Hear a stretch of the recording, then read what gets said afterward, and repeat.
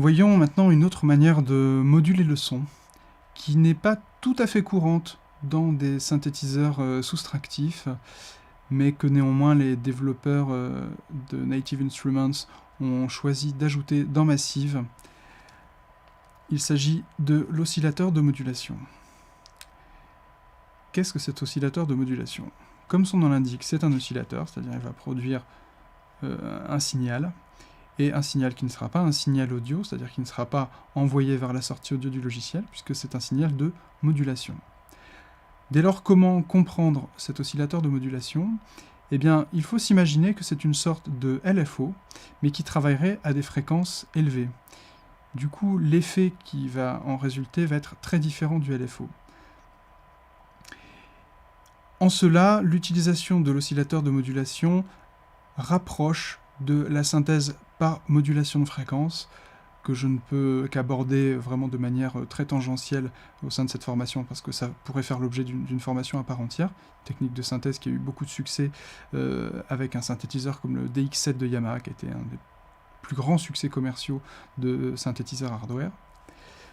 L'idée, c'est qu'on va donc avoir un oscillateur qui va venir moduler d'autres oscillateurs, et on va pouvoir sélectionner dans la partie droite ici quel est le paramètre que nous allons vouloir moduler, ou quelle sorte de modulation nous voudrons créer. Alors peut-être certains parmi vous sont déjà familiers avec la ring modulation, c'est-à-dire la modulation en anneau, qui consiste à multiplier un signal par l'autre, et du coup ça crée un spectre inharmonique. Je vais vous le faire écouter dans un second temps. On peut aussi envoyer l'oscillateur de modulation vers la phase, c'est-à-dire qu'il va faire moduler la position de départ de l'onde sonore en fonction de la valeur de pitch qu'on aura choisie ici. Donc, ça va déterminer la fréquence, tout comme le LFO, mais encore une fois des fréquences supérieures. Position, qui correspond à Wavetable Position, donc cet oscillateur va pouvoir nous faire voyager, va faire bouger ce bouton, pourrait-on dire virtuellement, à une vitesse encore une fois très rapide, puisqu'il s'agit de fréquences élevées. Et enfin, Filter Frequency Modulation, on va pouvoir moduler avec cet oscillateur le cutoff. Donc l'oscillateur de modulation est très intéressant pour créer des effets un petit peu inhabituels, pour rendre des sons, j'ai envie de dire flippants, parce que c'est vrai que on part sur des sons inharmoniques, bruiteux, des textures qui deviennent assez complexes, assez désagréables parfois. Donc, plutôt que d'en parler, je vais vous faire écouter directement. Je vais utiliser donc la modulation en anneau qui crée un signal inharmonique. Donc, si vous devez essayer chez vous l'oscillateur de modulation, veuillez bien vérifier qu'il est allumé.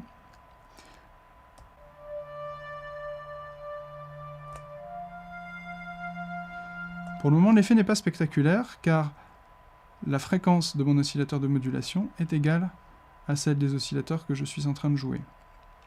Pour entendre l'effet de la modulation en anneau, il faut désaccorder l'oscillateur de modulation, et c'est là où les sidebands, comme on dit en anglais, hein, les sortes de fréquences parallèles apparaissent.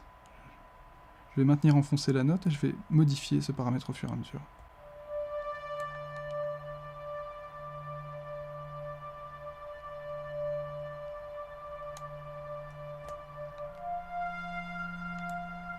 Alors c'est assez léger pour le moment, puisque je ne l'applique que sur l'oscillateur 1. Donc peut-être je pourrais désactiver les deux autres pour le moment pour écouter simplement l'oscillateur 1. Je reviens à 0. Vous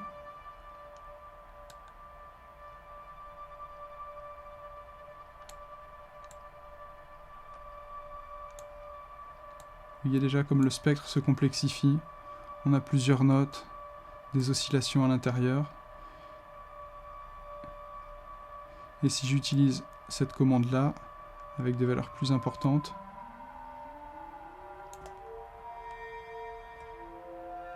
vous voyez comme le son est devenu beaucoup plus complexe. Imaginez ce qu'on pourrait faire, par exemple, si on branchait... Je vais le faire, hein, d'ailleurs, pourquoi pas. Si je branche un LFO ici, voir un peu le genre de comportement complexe que ça peut créer avec simplement un oscillateur de modulation et un LFO.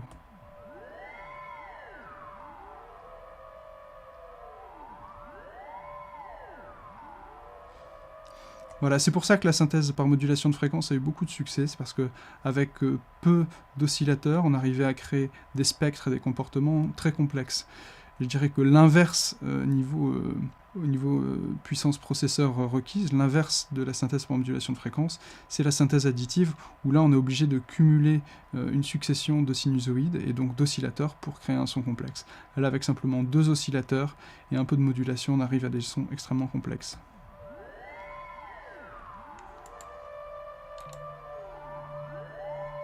Donc là j'ai l'oscillateur 2 et l'oscillateur 3 qui sont statiques, tandis que j'ai l'oscillateur 1 qui a une ring modulation, dont l'index est géré par le LFO 5.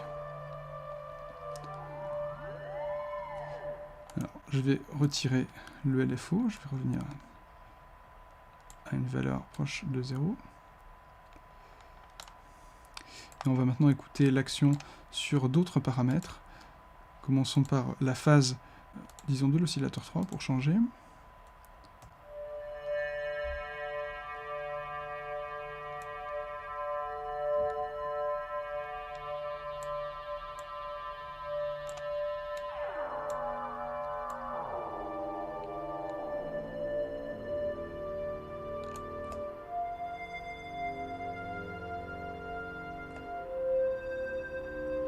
Voilà, on se croirait presque dans une série américaine bon marché, un moment de suspense. Voilà, vous voyez qu'avec très peu de moyens, encore une fois, on arrive à générer des nappes assez compliquées sur le plan spectral. Je vais maintenant contrôler la position de la wavetable de l'oscillateur 3, disons. On va donc osciller entre sinus et square, donc entre onde sinusoïdale et onde carrée.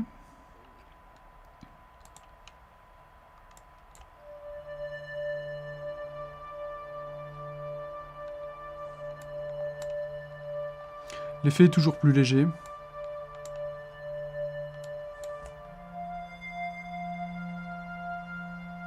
vais peut-être essayer sur un autre oscillateur pour avoir un petit peu plus.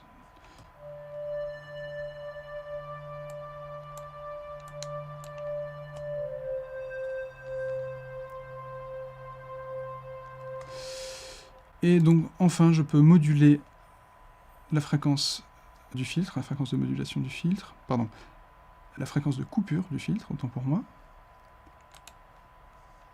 Je vais mettre des valeurs très basses.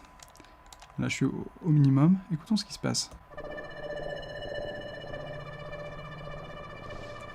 En mettant des valeurs très très basses au niveau de mon oscillateur, finalement, je me rapproche de l'effet que ferait un LFO à grande vitesse. Hein, si vous voulez, l'oscillateur de modulation prend le relais, d'une certaine manière, du LFO pour ensuite aller travailler vers des fréquences plus aiguës et générer des comportements complexes. Je vais monter progressivement.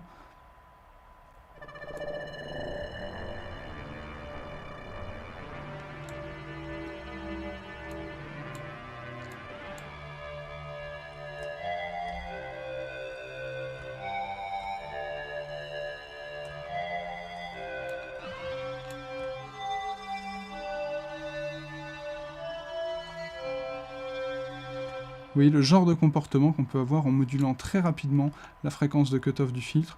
On n'a pas du tout les mêmes effets que quand on le faisait avec une enveloppe ou un LFO.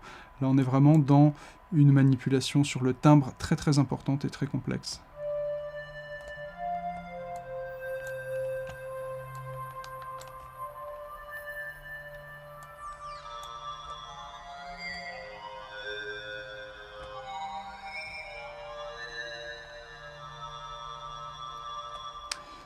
Voilà donc l'oscillateur de modulation. Faites-vous plaisir, testez différentes combinaisons. Vous voyez que ça peut être assez plaisant à utiliser. Si vous êtes dans une démarche de sound design, par exemple, d'habillage sonore pour de l'image, il y a beaucoup de ressources à en tirer pour avoir justement des spectres harmoniques ou inharmoniques, voire bruiteux.